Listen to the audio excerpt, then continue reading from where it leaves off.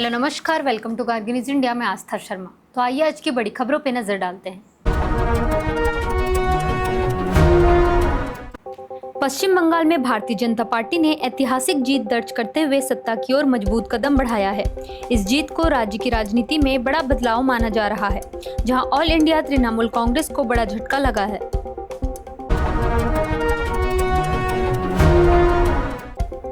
तमिलनाडु चुनाव 2026 में बड़ा उलटफेर देखने को मिला, जहां वीएस बाबू ने एमके स्टालिन को कोलाथूर सीट पर हराकर जायंट किलर बनकर उभरे। यह सीट द्रविड़ मुनेत्र खजकम पर मजबूत गढ़ रही है, जहां से स्टालिन 2011, 2016 और 2021 में लगातार जीतते आए थे। उमर अब्दुल्ला ने पश्चिम बंगाल में बीजेपी के बहुमत के पार जाने और तमिलनाडु में विजय की टीवीके के 100+ सीटों के पार पहुंचने पर हैरानी जताई। जम्मू कश्मीर के मुख्यमंत्री इन चुनावी रुझानों को देखकर खासतौर पर बंगाल और तमिलनाडु के नतीजों से चौंक गए।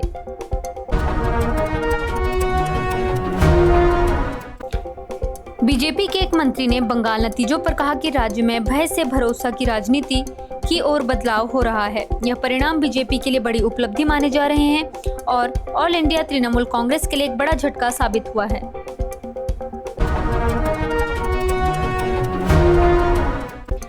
यूएस ने स्ट्रेट ऑफ हॉर्मज में फंसे जहाजों को सुरक्षित निकालने के लिए अभियान शुरू किया है और उन्हें रास्ता बदलने की सलाह दी है।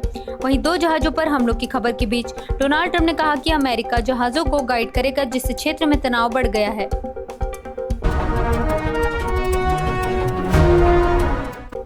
तेल की कीमतें स्थिर नहीं, क्योंकि ट्रेडर्स ने डोनाल्ड ट्रंप के हॉर्मज में जहाजों को सुरक्षित निकालने की योजना पर संदेह जताया। स्ट्रेट ऑफ हॉर्मज में एक टैंकर पर हमले की खबर के बाद इस योजना की व्यावहारिकता पर सवाल उठने लगे हैं।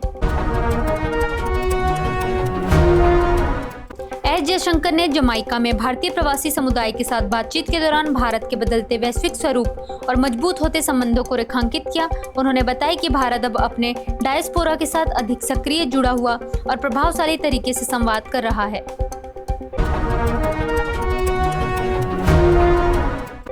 पश्चिम बंगाल के आसनसोल में मतगणना केंद्र के पास हिंसा की घटनाएं सामने आई, जहां कुर्सियां और वाहन तोड़े गए। इस बीच इलेक्शन कमीशन ऑफ इंडिया पश्चिम बंगाल समेत तमिलनाडु, असम, केरल और पुडुचेरी में वोटों की गिनती कर रहा है।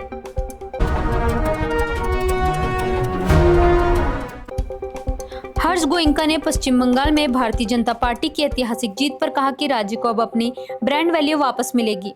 उन्होंने उम्मीद जताई कि अगर बीजेपी सरकार बनती है तो राज्य में आर्थिक और औद्योगिक विकास पर खास फोकस होगा।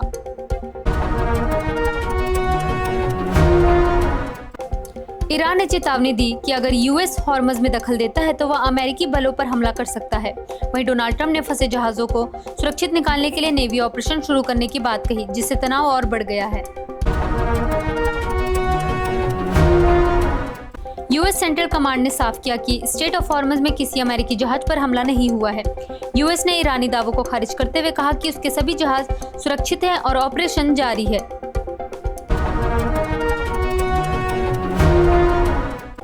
ईरान ने दावा किया कि उसने स्ट्रेट ऑफ हॉर्मज में एक अमेरिकी युद्धपोत को चेतावनी देकर वापस लौटने पर मजबूर कर दिया, लेकिन यूएस के अधिकारी ने मिसाइल हमले की खबरों को खारिज करते हुए कहा कि किसी जहाज को नुकसान नहीं पहुंचा है।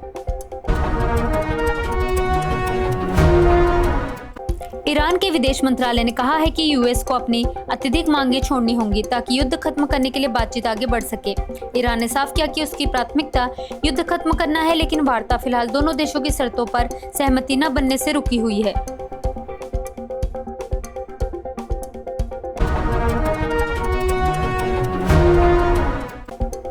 ईरान ने डोनाल्ड ट्रंप के प्रोजेक्ट फ्रीडम मिशन पर कड़ी चेतावनी देते हुए कहा कि स्ट्रेट ऑफ हॉर्मज की सुरक्षा उसके हाथ में है और किसी भी कार्रवाई का जवाब दिया जाएगा। ईरान ने साफ किया कि स्ट्रेट ऑफ हॉर्मज से गुजरने वाले जहाजों को उसकी सेना के साथ समन्वय करना होगा, वरना काइनेटिक यानी सैन्य जवाब दिया जा सकता है। ईरान ने चेतावनी दी है कि अगर यूएस की सेना स्ट्रेट ऑफ हॉर्मज में प्रवेश करती है तो उस पर हमला किया जाएगा। वहीं डोनाल्ड ट्रंप ने फंसे जहाजों को सुरक्षित निकालने के लिए एस्कॉर्ट मिशन शुरू करने का ऐलान किया है। यूनाइटेड स्टेट्स के नेतृत्व वाली टास्क फोर्स ने स्ट्रेट ऑफ हॉर्मस को फिर से खोलने के प्रयास में जहाजों को सुरक्षित रास्तों की ओर रीरूट करने की सलाह दी है। यह कदम फंसे हुए जहाजों को बाहर निकालने और युद्ध के बाद जारी आर्थिक बाधाओं को कम करने के लिए उठाया गया है।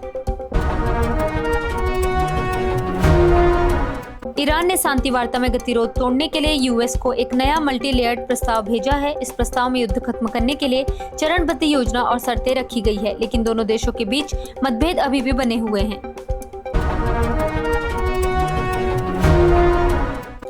केरल के नेमोम सीट पर बड़ा उलटफेर हुआ, जहां राजीव चंद्रशेखर ने जीत दर्ज की। वहीं वी शिवानकुट्टी अपनी सीट बचाने में नाकाम रहे, जिससे कम्युनिस्ट पार्टी ऑफ इंडिया को झटका लगा। सुनेत्रा पवार बारामती उपचुनाव में 2 लाख से ज्यादा वोटों के साथ बड़ी जीत की ओर बढ़ रही हैं। यह उपचुनाव अजित पवार की विमान दुर्घटना में मौत के बाद कराया गया था।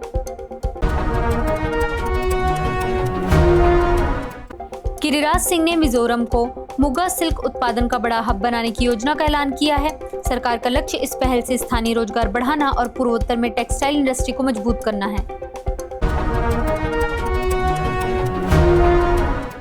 भारतीय जनता पार्टी उपचुनावों में त्रिपुरा, गुजरात और नागालैंड में बढ़त बनाकर मजबूत प्रदर्शन कर रही है।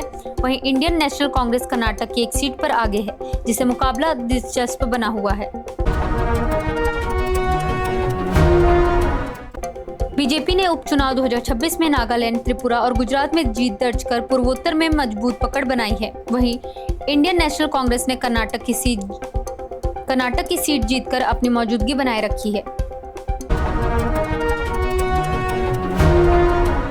प्रशांत किशोर की पुरानी भविष्यवाणी फिर चर्चा में है, जिसमें उन्होंने विजय की राजनीतिक सफलता का संकेत दिया था।